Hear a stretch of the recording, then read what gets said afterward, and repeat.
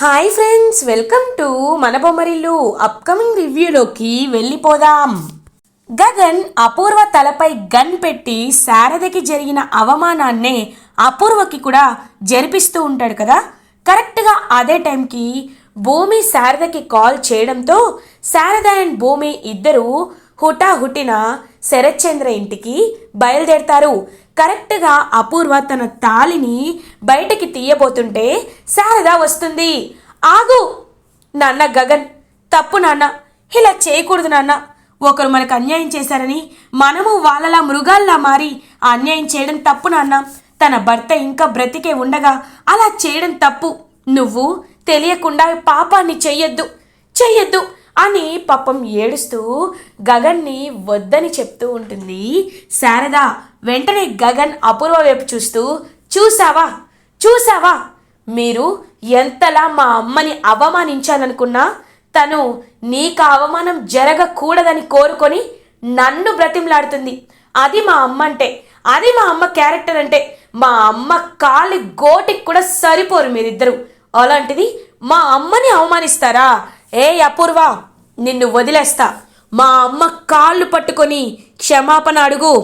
అప్పుడు నువ్వు నీ భర్త నా చేతిలో చావకుండా ఉంటారు. చెప్పు అని గట్టిగా అంటాడు గగన్. ఇంకా ఏమీ చెయ్యలేక అపూర్వ శారద కాళ్ళు పట్టుకొని క్షమించమని అడుగుతుంది. ఇంకా అదంతా చూస్తున్న కృష్ణప్రసాద్ అయితే చాలా అంటే చాలా హ్యాపీగా ఫీల్ అవుతాడు. భూమి కూడా హ్యాపీగా ఫీల్ అవుతుంది. ఇంకా శారద గగన్ని తీసుకొని రానన్న వెళ్ళిపోదాం రానన్న అని చెప్పి తీసుకువెళ్ళిపోతూ ఉంటే గన్ అక్కడ పడేసి పాపం శారదని తీసుకొని అక్కడి నుండి వెళ్ళిపోతాడు గగన్. అవమాన భారంతో రూమ్లోకి వెళ్ళి లాక్ వేసుకుంటుంది అపూర్వ.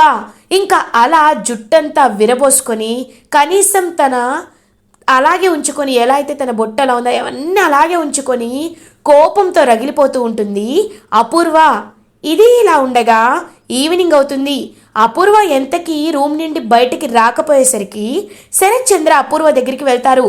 అపూర్వ, ఐఎమ్ సారీ అపూర్వ, నా కళ్ళ ముందే నీకింత అవమానం జరుగుతున్నా నేను చూసి నించున్నాను, కానీ ఏమీ చేయలేకపోయాను అని అంటారు. ఏంటి బావా అంటే ఇది సారీతో పోతుందా? సారీ ఏంటి బావా సారీ? వాడు నన్ను ఎంతలా అవమానించాడు. ఆ శారద, ఆ భయంగల బల్లి శారద కాళ్ళు నేను పట్టుకోవాలా?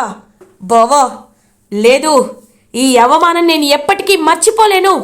ఖచ్చితంగా నాకు జరిగిన అవమానానికి ప్రతీకారం తీర్చుకోవాలి బావా. తీర్చుకోవాలి అంటే ఆ శారద బ్రతికుండకూడదు, ఆ గగన్ బ్రతికుండకూడదు.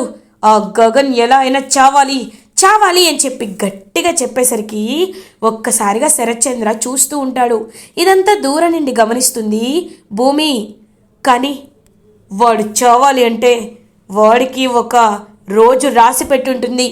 ఇప్పుడు కాదా పూర్వ, వాడు నా చేతిలో భూమి ఉదయల పెళ్లి తర్వాత చేస్తాడు.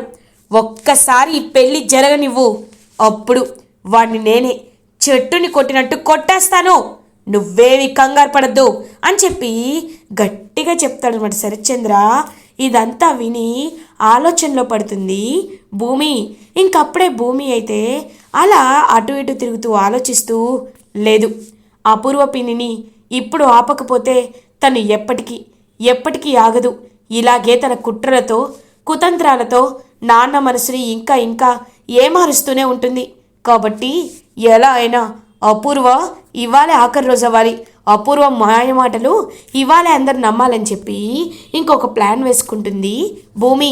వెంటనే చెర్రీకి పిలిచి ఆ ప్లాన్ని చెప్పి అలా ఇంకా చేయమని చెప్తుందనమాట భూమి.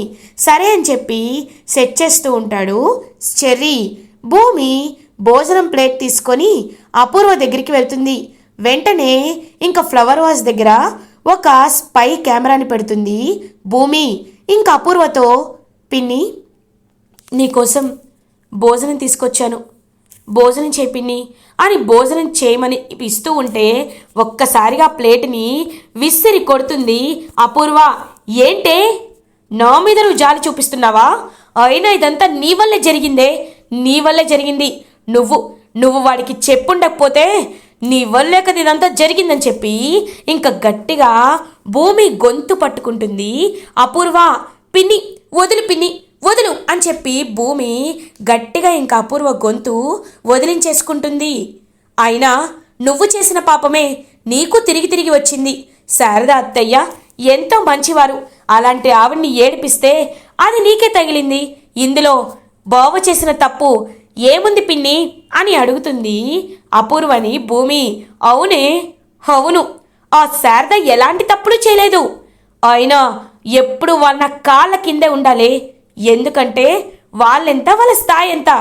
చూడు, పంతం విషయానికొస్తే నేను ఎంత మొండిగట్టానో నీకు తెలీదు. బావ కోసం శోభాచంద్రక్క ప్రాణాలనే తీసిందాన్ని నేను. ఆస్తి కోసం ఏదైనా చేసి ఆఖరికి బావని కూడా చంపాలనుకున్న స్థాయికి వెళ్ళిందాన్ని నేను.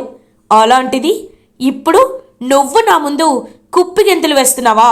వాడు నాకు అవమానం జరిపిస్తారా? మీ ఇద్దరి సంగతి చూస్తానే. ఆ శరత్చంద్రనైనా అడ్డొస్తే చంపేస్తా, ఎవరినైనా చంపేస్తా. ఆ మీరాని కీలు బొమ్మని చేసి ఇన్నాళ్ళు ఆడుకున్నాను. ఆ శారదకి, ఆ గగన్ గాడికి ప్రతి విషయంలో ఇలాగే వాళ్ళని అవమానిస్తూ ఉన్నాను. ఏం చేయగలరు? వాళ్ళేం చేయగలరు అనుకున్నాను, కానీ ఇవాళ వాళ్ళు నన్ను అవమానించారు. ఇంతకింత ప్రతీకారం తీర్చుకుంటాను అని గట్టిగా చెప్పేలోపు ఇంకా స్పై కెమెరాలో ఉన్న వీడియో మొత్తాన్ని, కెమెరాలో వీడియోని శరత్ చంద్రకి అండ్ ఫ్యామిలీ మెంబర్స్ అందరికీ లైవ్ స్ట్రీమింగ్ ఇస్తాడనమాట చెర్రీ.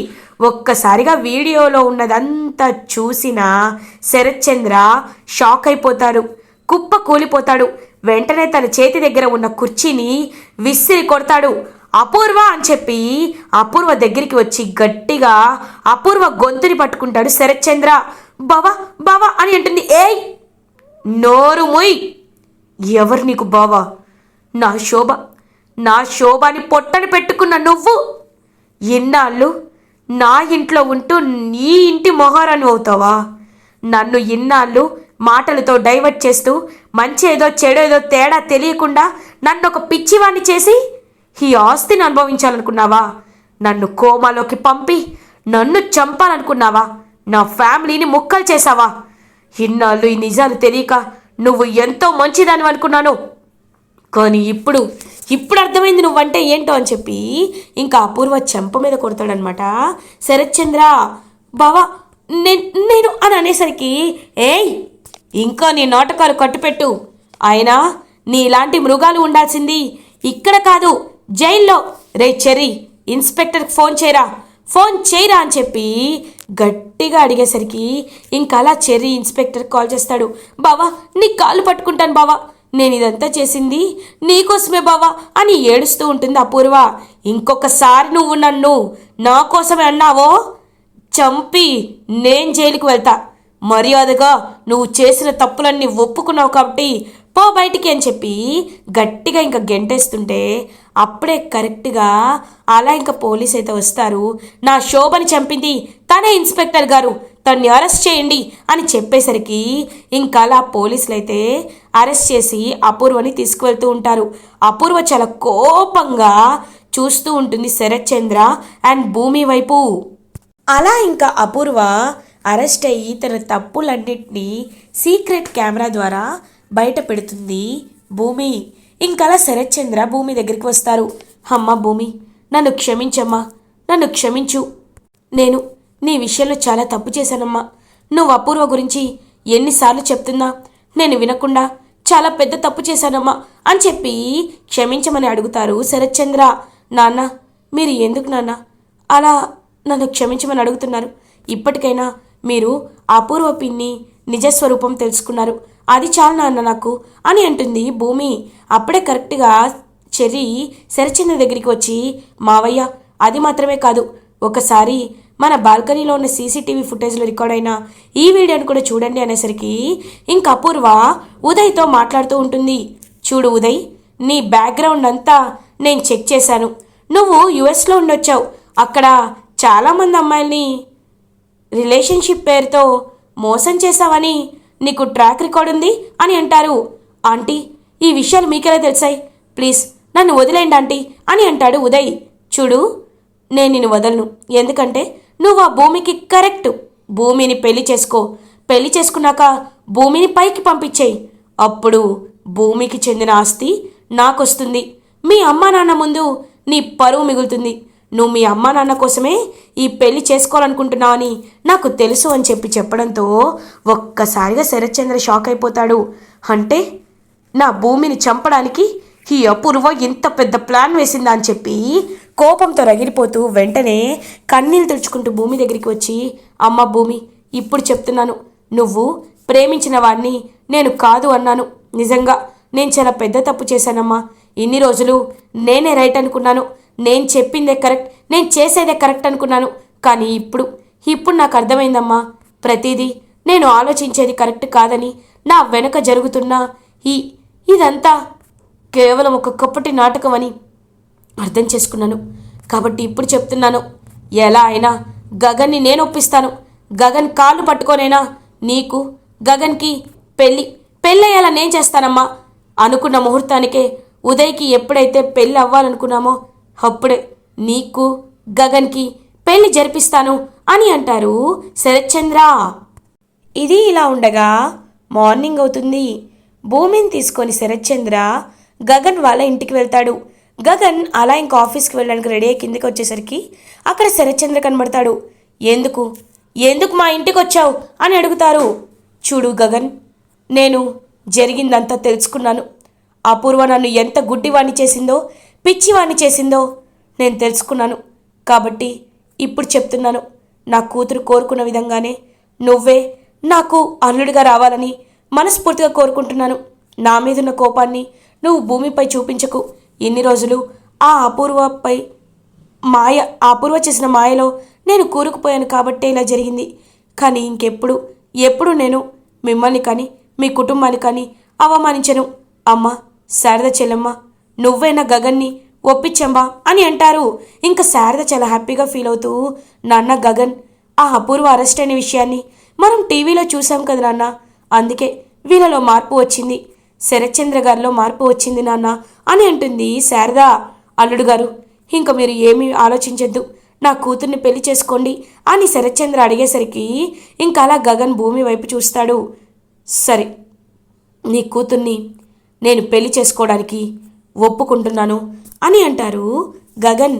ఒక్కసారిగా భూమి చాలా అంటే చాలా హ్యాపీగా ఫీల్ అవుతుంది.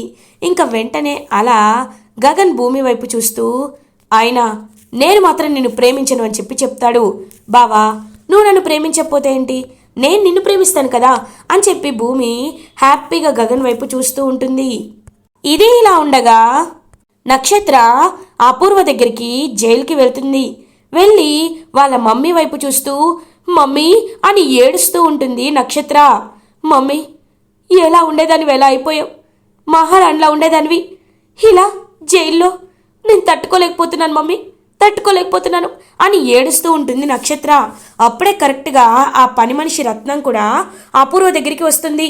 అమ్మా, ఏంటమ్మా మీరు ఇలా ఉన్నారేంటమ్మా, మిమ్మల్ని ఇలా చూడలేకపోతున్నానమ్మా అని నక్షత్రంతో పాటు సమానంగా బాధపడుతూ ఉంటుంది ఆ పని మనిషి రత్నం.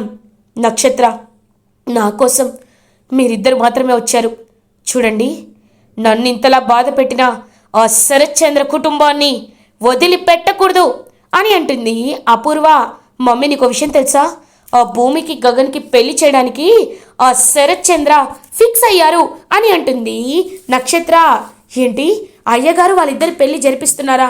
అమ్మ, ఆ పెళ్లిని ఎలా అయినా నేను ఆపుతానమ్మా అని అంటుంది రత్నం.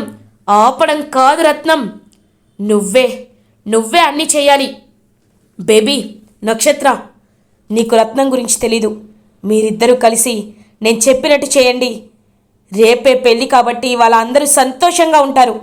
కాబట్టి ఆ భూమి గగన్ తినే భోజనంలో పాయిజన్ కలపండి. ఆ భూమి గగన్ పెళ్లి పీటలపైనే కుప్ప కూలిపోవాలి, పైకి పోవాలి.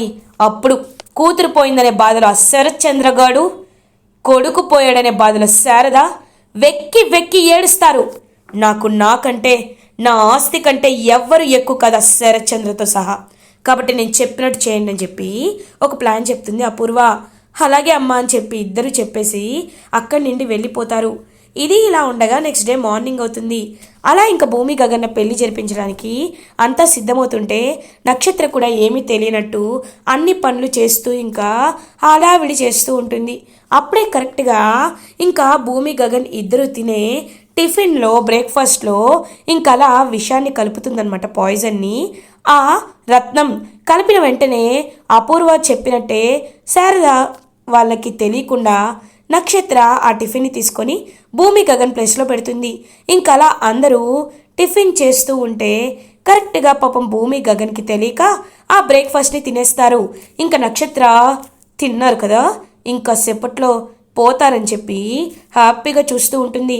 అప్పుడే ఇంకా భూమి గగన్ పెళ్ళి జరుగుతూ ఉంటే కరెక్ట్గా గగన్ భూమి మెడలో తాళి కట్టాలని చెప్పి అలా కట్టబోతుంటే ఒక్కసారిగా కుప్ప కూలిపోతాడు గగన్. గగన్ కుప్ప కూలిన ఒక 2 నిమిషాలకే భూమి కూడా కుప్ప కూలిపోతుంది. ఒక్కసారిగా షాక్ అయిపోతారనమాట. వెంటనే ఇంకా ఫ్యామిలీ మెంబర్స్ అందరూ భూమి గగన్ అని చెప్పి ఇద్దరిని చూస్తూ ఉంటే పాపం ఇద్దరి నోట్లోంటి బ్లడ్ కూడా రాదు, అయినా కుప్పకూలిపోతారు. హార్ట్ బీట్ స్లో అయిపోతూ ఉంటుంది. వెంటనే హాస్పిటల్కి తీసుకువెళ్ళాలని చెప్పి భూమి గగన్ని పాపం హాస్పిటల్లో అడ్మిట్ చేస్తారు శరత్ చంద్ర అండ్ ఫ్యామిలీ. అలా ఇంకా ప్రాణాపాయ స్థితిలో ఉంటారు భూమి అండ్ గగన్. ఇటువైపు జైల్లో నవ్వుకుంటూ ఉంటుంది అపూర్వ. ఇలా ఎపిసోడ్ ఎండ్ అవుతుంది. ఫర్దర్ ఎపిసోడ్ రివ్యూస్ ముందుగా మీకు కావాలి అనుకుంటే మా ఛానల్ని సబ్స్క్రైబ్ చేసుకోండి. Thanks for watching.